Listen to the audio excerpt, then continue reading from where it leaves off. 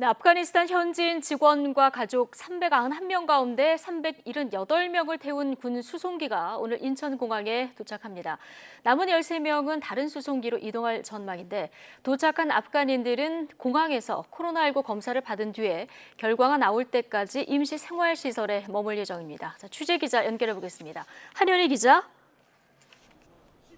네, 인천국제공항입니다. 예, 일단 예상보다 도착 시간은 많이 좀 늦어진 것 같군요. 네, 그렇습니다. 애초 어제 자정 전에는 출발해서 오늘 오전 이곳 인천공항에 도착한다는 전망이었는데요. 예정보다 훨씬 늦은 오늘 새벽 4시 53분쯤 중간 기착지인 파키스탄 이슬라마바드를 출발했습니다. 때문에 이곳 인천공항에 도착하는 시간 역시 훨씬 늦어져서 오후 3시 53분으로 늦춰졌습니다. 지금은 이보다 더 늦어져서 오후 4시 20분쯤 도착할 거라는 말도 나오고 있습니다.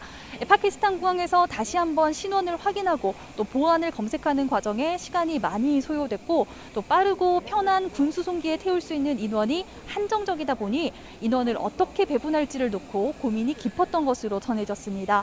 우리 정부가 투입한 군수송기 세대는 일반 항공기처럼 좌석이 갖춰진 KC-330 한 대와 또 전술 비행이 가능한 C-130 수송기 2대입니다.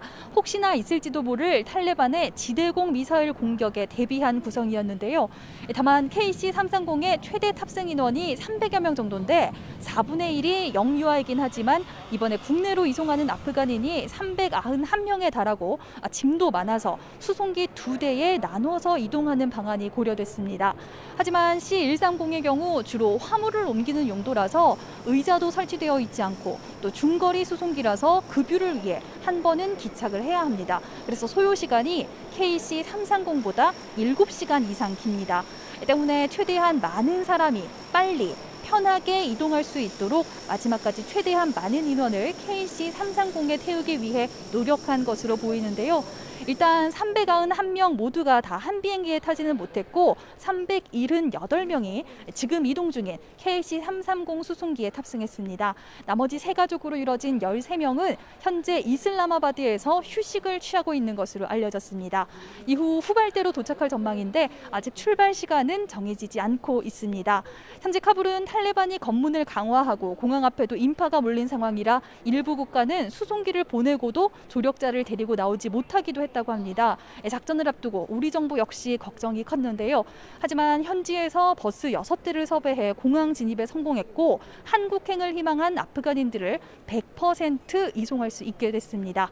죽음의 공포에서 가까스로 탈출한 아프간인들은 출발 전 감사를 표했는데요. 직접 들어보시겠습니다. It was not an easy decision, but I had to, and because of saving my family, I decided to come and talk with the embassy and just save our family, me and my family members' lives. I just can't say thank you. Nothing to say. 네, 자, 이분들 우리나라에 도착한 이후 절차도 궁금한데요. 일단 도착하면 곧바로 코로나19 검사부터 받게 된다고요? 네, 그렇습니다. 현지에서 코로나19 검사를 받았거나 또 백신을 접종한 상태는 아니기 때문에 인천공항에 도착한 즉시 코로나19 PCR 검사를 받게 됩니다. 지금 제가 나와 있는 이곳 인천공항 1터미널 2게이트 앞입니다. 방역과 관련한 우려가 있는 만큼 이곳 출구는 국내로 이송된 아프간인들만 사용하는 것으로 조율해 놓은 상황입니다. 400명 가까이 되는 인원이 검사를 받은 뒤 한꺼번에 이동해야 하는 만큼 도착하더라도 입국장에 나오기까지는 상당한 시간이 걸릴 것으로 보입니다. 이송된 아프간인들은 검사 결과가 나올 때까지는 임시 생활시설에서 대기하게 되고요. 결과 확인 후 진천에 마련된 시설로 이동해서 14일 동안 격리 생활을 하게 됩니다. 또 이 사이 진천시설에서 7일차 검사와 격리 해제 전 검사 등 PCR 검사를 2번 더 실시한다는 계획입니다. 이후에는 한 달에서 2달가량 안정적인 정착을 위한 교육을 받을 전망인데요. 정부는 우선 최장 90일 동안 국내에 체류할 수 있는 단기 비자를 발급하고 이후 장기 체류 비자로 일괄 전환할 예정입니다. 또 법적인 지위는 달라도 난민 인정자에 준하는 체류 자격과 각종 지원을 제공할 것으로 알려졌습니다. 알려졌습니다. 또 일각의 우려와 관련해 정부는 입국한 아프간 조력자 가운데 탈레반 연루자 등 한국에 위협이 될 인사는 없다고 거듭 강조했습니다. 우방국가의 정보 공유 등을 통해서 신원을 확인했고 한국에 있는 기간에도 인권을 침해하지 않는 범위에서 신원을 계속 확인한다는 계획입니다. 지금까지 인천국제공항에서 YTN 한현입니다.